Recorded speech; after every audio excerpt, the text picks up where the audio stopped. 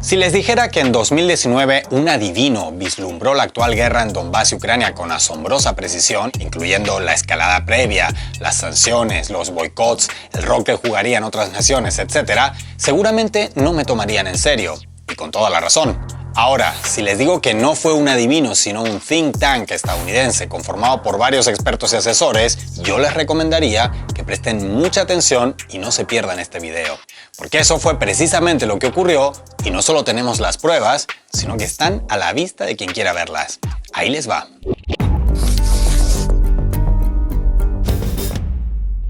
En el año 2019, el think tank estadounidense RAND Corporation elaboró un informe que incluía diversas estrategias orientadas a desequilibrar Rusia, específicamente en su poder militar, económico y político. Ojo, ese objetivo no es algo que sacamos forzadamente entre líneas o una interpretación creativa que hacemos en Ahí les va, no.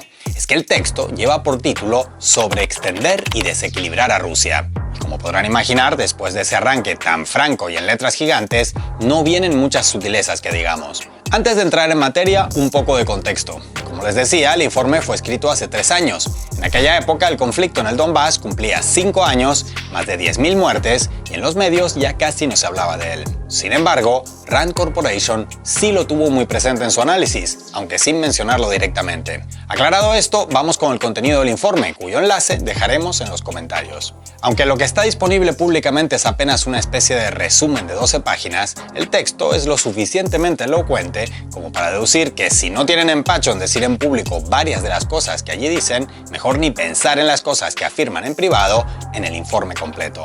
Ya en el primer párrafo dejan claro que lo suyo no son ni las insinuaciones ni las metáforas y avisan al lector que lo que viene a continuación es un compendio de las opciones que Estados Unidos y aliados podrían seguir para tensionar, sobreextender y desequilibrar la economía, las Fuerzas Armadas de Rusia y la posición política del régimen en casa y en el extranjero. La cita es textual. Y de cada una de las opciones que plantean, evalúan tanto las posibilidades y beneficios de afectar negativamente a Rusia como los costes y riesgos asociados. Que en Washington tienen experiencia de sobra en eso de desestabilizar otros países y después pagar muy caro las consecuencias. Así, tras subrayar que Rusia no es ni tan fuerte ni tan débil como parece, lo que según los autores es una comprobada máxima geopolítica, pero también podría ser el título de una canción de Ricardo Arjona, comienzan a desglosar las opciones para desestabilizar a Moscú desde diferentes frentes. Por ejemplo, en el plano económico, y permítanme recordarles nuevamente que el informe es de 2019, no del mes pasado, las opciones principales que analizan como formas viables de desequilibrar a Rusia son imponerle sanciones financieras y comerciales más profundas, buscar que Europa gire hacia nuevos proveedores de gas y aumentar la producción energética de Estados Unidos de cara a ocupar ese espacio. ¿Les resulta conocido? Vaya, qué coincidencia, porque a mí también. Respecto a las sanciones, los autores del documento alcanzan cotas de clarividencia dignas de Nostradamus cuando, por ejemplo, hablan de lograr la exclusión de Rusia de varios foros internacionales ajenos a la ONU y su boicot en eventos como la Copa del Mundo de Fútbol, para así dañar el prestigio del país fuera de sus fronteras. Sin embargo, aunque en el texto vaticinan con bastante precisión que habrá sanciones y de qué tipo, no afinan tanto en el porqué.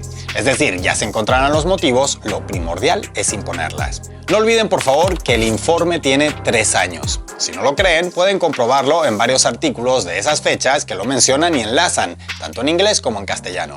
¿Listo? Sigamos por donde íbamos entonces. Porque el principal ámbito que el informe analiza como posible vía para desestabilizar a Rusia, al que dedica la mitad de sus páginas, es el militar.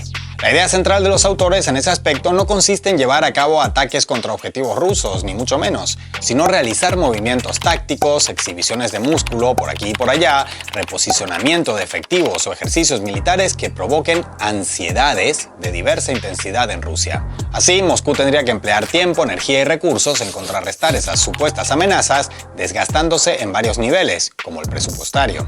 Por cierto, lo de provocar ansiedades es, otra vez, una expresión textual del informe, no nuestra.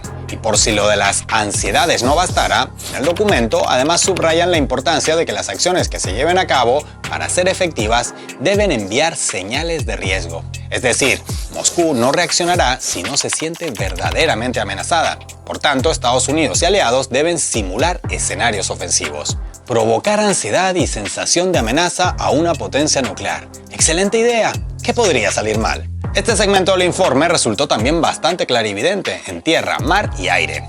Ciertamente lo que vino después no comenzó a raíz de la publicación del texto, sino que ya sucedía desde antes, pero llama la atención cómo se cumplieron prácticamente todos sus vaticinios. Textualmente, reposicionar los bombarderos de Estados Unidos dentro de un rango de fácil alcance de objetivos estratégicos rusos, incrementar la fuerza y presencia naval estadounidense en las áreas donde opera Rusia, o desplegar un gran número de fuerzas de la OTAN en la frontera rusa, hechos casi cotidianos también desde 2019. Pero donde la cosa ya parece obra de cartas del tarot, es el fragmento donde se analizan pros y contras de aprovechar el punto de mayor vulnerabilidad externa de Rusia.